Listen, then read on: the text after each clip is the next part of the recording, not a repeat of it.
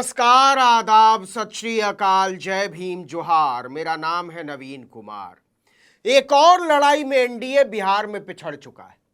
नीतीश कुमार जैसे दिग्गज नेता के रहते हुए मुख्यमंत्री के चेहरे का ऐलान करने में तो पिछड़ ही गया है, साझा घोषणा पत्र जारी करने में भी पिछड़ चुका है एनडीए। देर से एकजुट लड़ाई में आया महागठबंधन नहले पर दहला जड़े जा रहा है और बीजेपी सांस नहीं ले पा रही। खाली जुमले पर जुमला।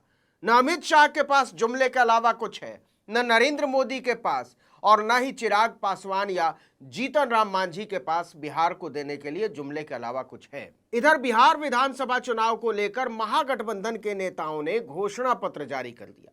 घोषणा पत्र का नाम रखा गया है बिहार का तेजस्वी प्रण, जिसमें तेजस्वी के 20 प्रण शामिल हैं। इसे जारी करने के लिए गठबंधन के सभी दलों के बड़े नेता एक बार फिर से एकजुट नजर आए और मंच पर लिखा था संपूर्ण बिहार का संपूर्ण परिवर्तन, तेजस्वी प्रतिज्ञा, तेजस्वी प्रण। और सबसे बड़ी प्रतिज्ञा है सरकारी नौकरी देने की। सत्ता में आने के बाद 20 महीने में हर परिवार के एक सदस्य को सरकारी नौकरी देने का ऐलान किया गया। लिखा है कि इसके लिए 20 दिन में अधिनियम बनाया जाएगा। प्रेस कॉन्फ्रेंस के पोस्टर में राहुल गांधी की भी तस्वीर थी, लेकिन तेजस्वी के मुकाबले उनके फोटो को जानबूझकर छोटा रखा गया था, जिससे यह संदेश जाए कि बिहार के नेता ही बिहार की लड़ाई लड़ रहे हैं।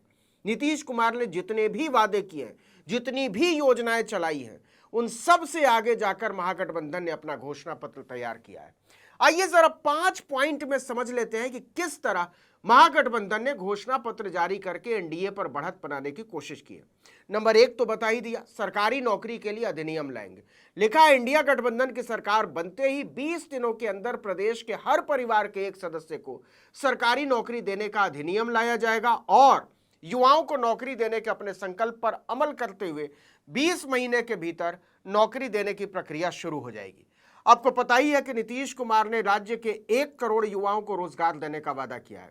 उन्होंने बेरोजगार ग्रेजुएट युवाओं को 1000 रुपए प्रति माह 2 साल तक देने का वादा भी किया है। सरकार बनने के 20 दिनों के भीतर हर परिवार के एक सदस्य को नौकरी, इसी का जवाब माना जा रहा है। नंबर 2, एक बार फिर से बहुत बड़ा वादा, जीविका दीदियों, संविदा कर्मियों को स्थायी करेंगे। सभी जीविका दीदियों को स्थायी किया जाएगा और उन्हें सरकारी कर्मचारी का दर्जा दिया जाएगा। उनका वेतन तक निर्धारित कर दिया गया है, 30,000 रुपए प्रति माह। एक रिपोर्ट के मुताबिक राज्य में 1.25 करोड़ के लगभग जीविका दीदियां हैं। लेकिन बात केवल नौकरी देने की नहीं है, यह भी कहा गया है कि उन्होंने जो भी कर्जा लिया है उसका ब्याज माफ कर दिया जाएगा। इसके अलावा सभी संविदा कर्मियों और आउटसोर्सिंग पर रखे गए कर्मचारियों को भी स्थायी करने का वादा है। ऐसा इसलिए कि बिहार की नीतीश सरकार ने सरकारी कर्मचारियों और योजनाओं से जुड़े कर्मियों को लाभ देने पर खास ध्यान दिया है। आशा, आंगनवाड़ी, ममता, रसोईया, विकास मित्र, शिक्षा सेवक सहित कई स्कीम वर्कर्स का मानदेय बढ़ा दिया गया है। सरकार की नई रजिस्टर्ड वकीलों को 5,000 रुपए हर महीने स्टाइपेंड देने की योजना है।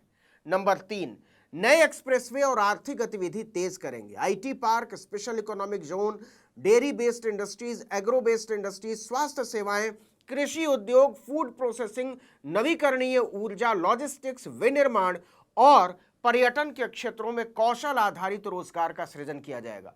प्रदेश में 2000 एकड़ में एजुकेशनल सिटी, इंडस्ट्री क्लस्टर्स और 5 नए एक्सप्रेसवे बनाए जाएंगे। ये सब लिखा हुआ है महागठबंधन के मैनिफेस्टो में। इसके बाद जो चौथा वादा है वो भी एक बार फिर से मारक है, पुरानी पेंशन को लागू किया जाएगा। लंबे समय से सरकारी कर्मचारी ओपीएस की मांग कर रहे हैं, लेकिन नरेंद्र मोदी की सरकार बार बार बोल चुकी है कि यह न तो किया जा सकता है, ना ही संभव है और ना ही हमारा करने का इरादा है। इसी की काट के तौर पर नीतीश कुमार ने महिलाओं, दिव्यांगों और बुजुर्गों को मिलने वाली पेंशन 400 से बढ़ाकर 1100 रुपए कर दिए। सरकार ने वरिष्ठ और आर्थिक रूप से कमजोर कलाकारों के लिए भी हर महीने 3000 रुपए की पेंशन देने की घोषणा की है।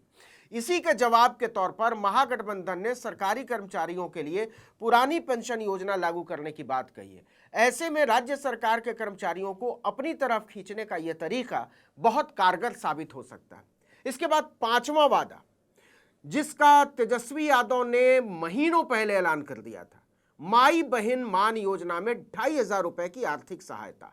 इस योजना के तहत महिलाओं को सरकार बनते ही 1 दिसंबर से प्रति माह 2,500 रुपए की आर्थिक सहायता दी जाएगी। देखिए कि बिहार में महिला वोटरों पर सभी दलों की नजर है। इसी सिलसिले में महागठबंधन ने माई बहन मान योजना के तहत महिलाओं को हर महीने 2,500 रुपए की आर्थिक सहायता देने का वादा किया। यह असल में नीतीश कुमार की मुख्यमंत्री महिला रोजगार योजना का जवाब है, जिसमें महिला को अपना रोजगार शुरू करने के लिए पहली किस्त में 10,000 रुपए मिलेंगे, बल्कि दे दिए गए हैं कहना चाहिए। 6 महीने बाद इसकी समीक्षा होगी और 2 लाख रुपए की अतिरिक्त सहायता दी जाएगी। महिलाओं को इसकी पहली किस्त मिल चुकी है। इसके साथ ही महागठबंधन ने घोषणा पत्र में कहा है कि हमारी सरकार बेटी यानी BETI और माई MAI योजनाएं लाएगी, जिसमें एक तरफ बेटियों के लिए बेनिफिट, एजुकेशन, ट्रेनिंग और इनकम की व्यवस्था की जाएगी, बेटी का फुल फॉर्म, तो दूसरी तरफ माताओं के लिए M से मकान, A से अन्न और I से इनकम की व्यवस्था सुनिश्चित की जाएगी।